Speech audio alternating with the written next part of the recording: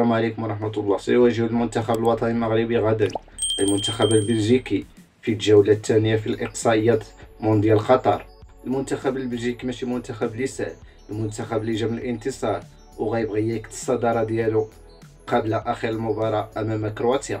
المنتخب اللي مكلاسي المرتبة الثانية عالميا وعنده النجوم ديالو في المستوى العالي اللي في أي لحظة يماركيو ليك الهدف، بحال دي بروين، بحال هازارد، بحال كورتوا الحارس، ولوكاكو حتى هو رجع من الإصابة وترينا في جوج حصات الأخرين، ومن المحتمل أنه يكون في التشكيلة الرسمية أو كبديل، وخاص وليد يسد عليهم وما يخليش لهم المساحات فين يتحركوا، ومن المحتمل وليد غدا يدخل بالتشكيلة دفاعيا أكثر ما هي هجوميا ويبدا يقلب على لي كونتر اللي كنا ضعاف فيهم في الماتش الاخر امام كرواتيا.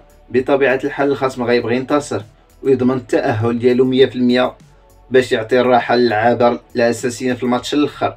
خاصنا حنا نستغلوا المساحه اللي غتكون وراء المدافعين، حيت الخصم غيلعب بدفاع متقدم باش يضغط علينا. هنا غيخص لعابه الوسط الميدان عند الافتكاك يلعبوا الكواري وراء المدافعين، حيت غيجيونا الفرص ماشي ما غيجيوناش، ولكن خاص تكون الفعاليه امام الشباب.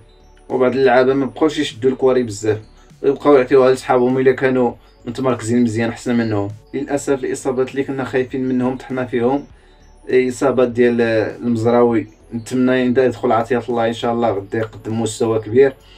اشرف حكيمي يحس بشويه الالام في العضله الخلفيه وترينا مع المجموعه وغيكون ان شاء الله واجد. التشكيله المفضله بالنسبه لي انها تكون غدا ياسين بونو، سايس، اقرد، يحيى عطيه الله، اشرف حكيمي، سفيان امرابط، املاح، صابيري، زياج، بوفال، وعبد الرزاق حمد الله. نتمنى والد يدخل حمد الله باش تكون عندنا الفعاليه في الخط الامامي الا جاو الفرص ان شاء الله. نتمنى بوفال كذلك يصحح الاخطاء اللي كانوا عنده في الماتش الاخر امام كرواتيا.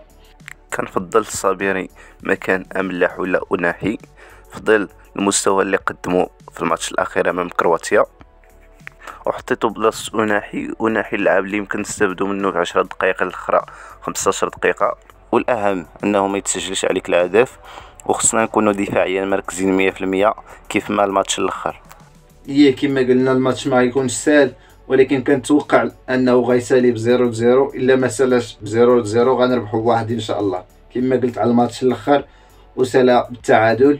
ان شاء الله نتمنوا لهم التوفيق ويديروا شي حاجه مزيانه ان شاء الله، والسلام عليكم ورحمه الله.